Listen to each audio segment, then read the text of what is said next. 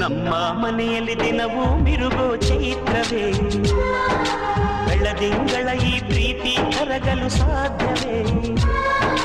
ನಮ್ಮ ಮನೆಯಲ್ಲಿ ದಿನವೂ ಮಿರುಗೋ ಚೈತ್ರವೇ, ಬೆಳದಿಂಗಳ ಈ ಪ್ರೀತಿ ಕರಗಲು ಸಾಧ್ಯವೇ?